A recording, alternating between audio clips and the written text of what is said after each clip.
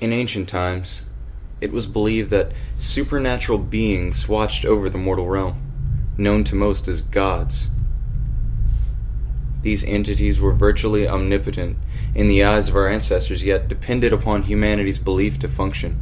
As a result, most of them also surprisingly took human traits despite their vast power. Indeed, humanity was in ways the blood of the gods. Some believed that without worship or reverence, the gods would wither and die or lose their influence over the world.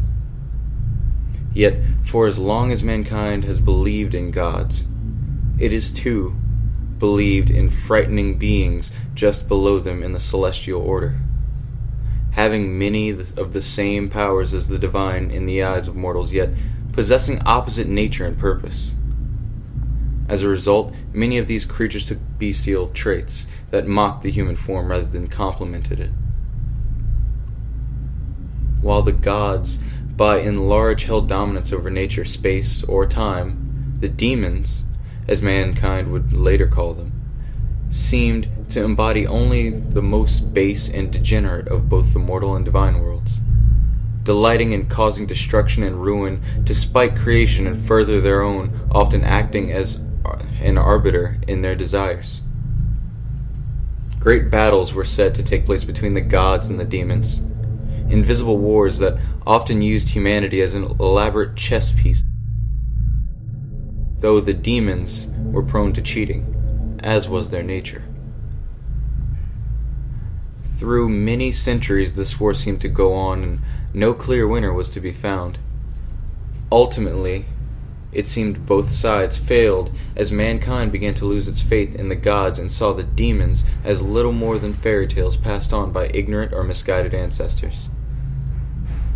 Thus, as mankind built its cities and marvels, the gods seemed to fade from the everyday lives of all but a few. So too did the demons appear to slip into the past as the world of mortals seemed to evolve beyond the divine or the infernal.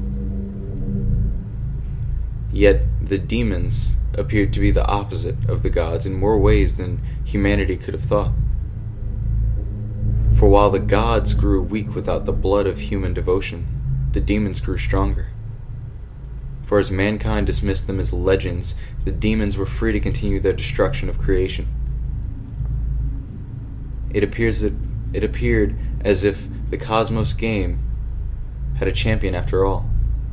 The demons had taken their prize without mankind even knowing. Yet without the gods to busy themselves with, the demons had to turn their attention to even more to mankind, as they found themselves growing ever more dependent on the mortal world to satisfy their cruelty and malice. Thus, just as the gods of old had begun to take on human traits, it would come to pass that the demons began to develop a similar appearance, yet still retain the bestial chaos of the past and a desire to see mankind suffer ever more with each passing moment. Thus, a new malevolent breed of god was born.